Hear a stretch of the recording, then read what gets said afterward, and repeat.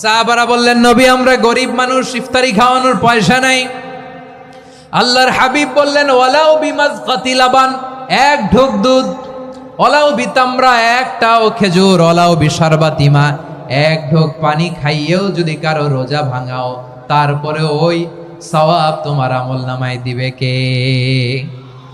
তাহলে মুক্ত হস্তে দান করুন, 4 নাম্বার। 5 নাম্বার হচ্ছে কদর তালাশ করুন, রমজানের সবচেয়ে দামি সময়। বিষ্ণু বলেন, মান হরিমা খাইরাহা ফাকাদ হরিম, যে কদর মিস করলো সে সব মিস করলো, হি ইজ দ্য লুজার। আচ্ছা বলেন, এই বরকতের মাসে আমরা কি লুজার হতে চাই না গেইনার হতে চাই? সবাই বলেনি, বলেন এই রমাদানে আমরা লুজার হব না গেইনার হব? ইন্না আনজালনাহু ফি লাইলাতিল কদরি ওয়া মা আদরাকা মা লাইলাতুল কদর, লাইলাতুল কদরি খায়রুম মিন আলফি শাহর। পড়েন আল্লাহু আকবার। লাইলাতুল কদরি খায়রুম মিন আলফি শাহর, 1000 মাসের চেয়েও সেরা। 1000 মাসে হয় 83 বছর 4 মাস। 83 বছর 4 মাস টানা ইবাদত করলে যেই সওয়াব, কদরের রাতে ইবাদত করলে অতটুকু সওয়াব আপনি পাবেন, আল্লাহ সেটা বলে নাই। আল্লাহ বলে তার চাইতে বেশি সওয়াব দিয়ে আপনার আমলনামা ভরে দিবে কে? কদর যেন মিস না হয়। 21, 23, 25, 27, 29 নাকি খালি 27? আপনারা কি খালি 27? হ্যাঁ না, ফালতামিসু ফিল আশরিল আওয়াখিরি ফিল মিনাল ভিতরি, রমজানের শেষ দশকের বেজর রাতগুলোকে কদর হিসেবে তালাশ করো। আল্লাহর হাবিব সাল্লাল্লাহু আলাইহি ওয়াসাল্লাম শেষ 10 দিন টানা ইবাদত করতেন, টানা ইবাদত। ইদা জাআল আশরু আহিয়াল লাইলা আইকাযা আহলা ওয়া জাদ্দা ওয়া শাদ্দাল মিজার, সারা রাত জেগে ইবাদতের নজির নবীজির নাই, শুধু রমজানের শেষ দশক ছাড়া। সুবহানাল্লাহ বলেন।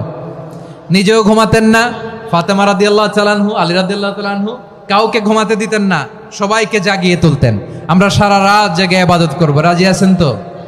কদর যেন আমাদের মিস না হয়। আজকে থেকেই ক্যালেন্ডারে মার্ক করে রাখেন, সব কাজ পেছনে ফেলে, সব ব্যস্ততাকে পেছনে ফেলে ইবাদতের জন্য আমরা প্রস্তুত থাকবো কদরের রাতে। কোনোভাবে কদর যেন আমাদের মিস না হয়, ইনশাআল্লাহ। বলেন তো সবাই। 6 নম্বরে পারলে ইতিকাফ করবেন। আল্লাহর হাবিব সাল্লাল্লাহু আলাইহি ওয়াসাল্লাম প্রতি বছর 10 দিন ইতিকাফ করতেন। যে বছর ইন্তেকাল করবেন সে বছর 20 দিন ইতিকাফ করেছেন। আপনি বলবেন, হুজুর ইতিকাফ না করলে সমস্যা কি? আমার নবী একটা ইবাদত সারা জীবনেও ছাড়ে নাই, আর আপনি জীবনে একবারও করেন নাই। এবার হিসাব আপনার কাছে, হিসাব আপনার কাছে। না পারলে অন্তত রাত্রি বেলাগুলো মসজিদে কাটাবেন, পারবেন তো ইনশাআল্লাহ?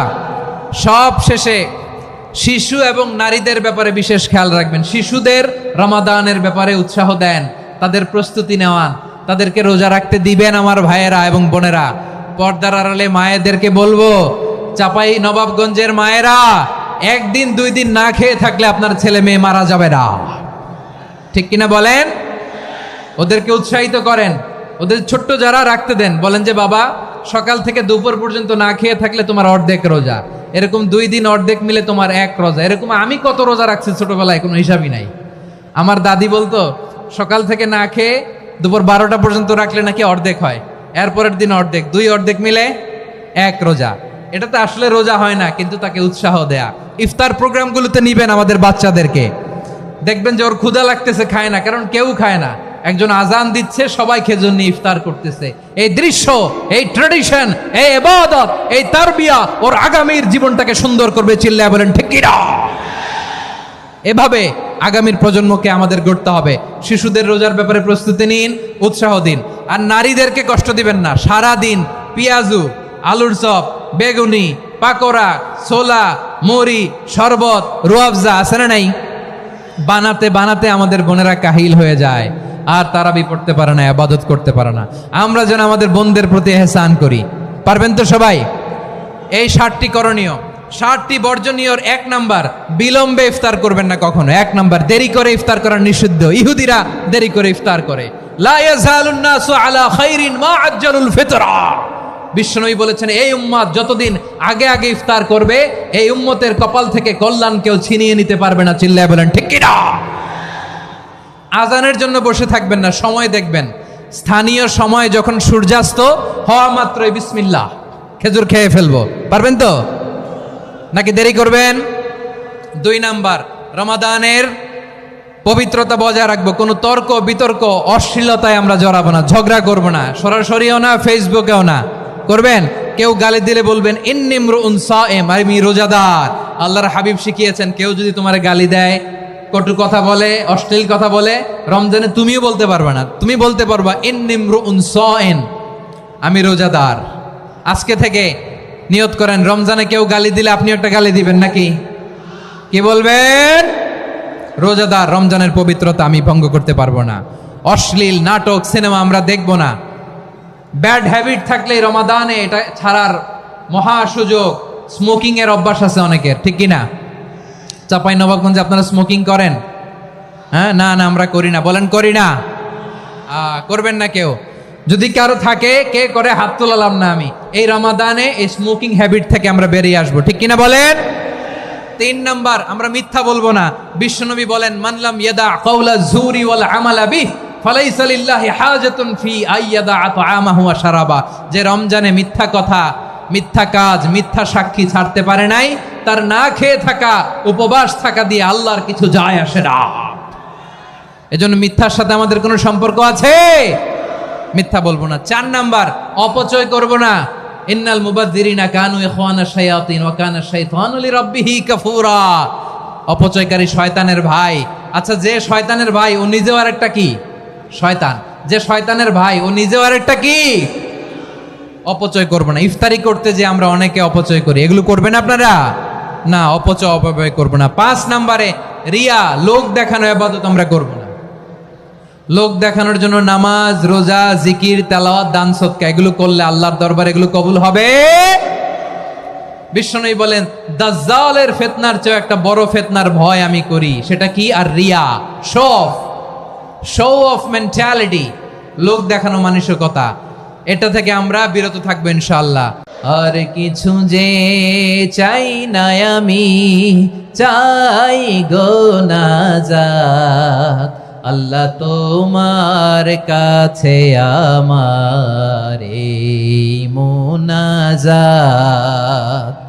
আর কিছু যে চাই না আমি, চাই গো নাজাত, আল্লাহ তোমার কাছে আমার এই মুনাজাত, আল্লাহ তোমার কাছে আমার এই মুনাজাত। পড়েন আমিন, আর জোরে আমিন। এই রমাদানুল মুবারক আল্লাহ তাআলা আমাদের জন্য সিয়াম ফরজ করেছেন। কি ফরজ করেছেন?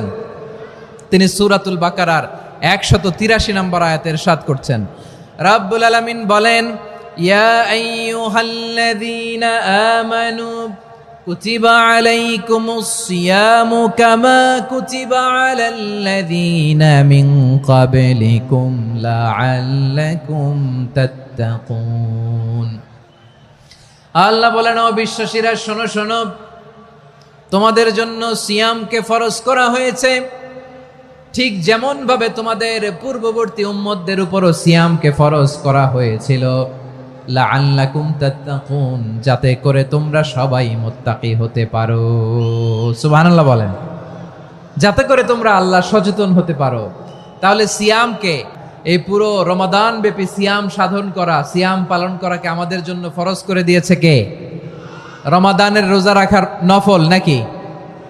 রমাদানে সিয়াম পালন করা কি নফল? সুন্নাত।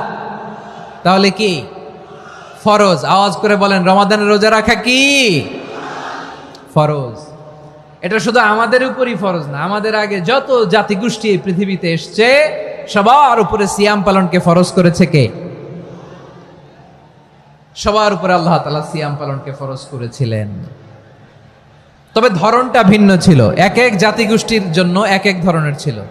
আমাদের 1 মাস সিয়াম ফরজ, পূর্ববর্তী অনেক উম্মতের উপর 1 মাস ছিল না, 3টা ফরজ ছিল। কয়টা? প্রতি মাসের 13, 14, 15 ফরজ ছিল তাদের জন্য। কারো জন্য শুধু একটা, আশুরার রোজা। কোন কোন উম্মতের জন্য 10টা, কোন কোন উম্মতের জন্য রোজা ফরজ ছিল মৌনতার রোজা, আরবিতে বলে সৌমুল ইনসাত, মানে সারাদিন খেতে পারবে, পান করতে পারবে, স্ত্রী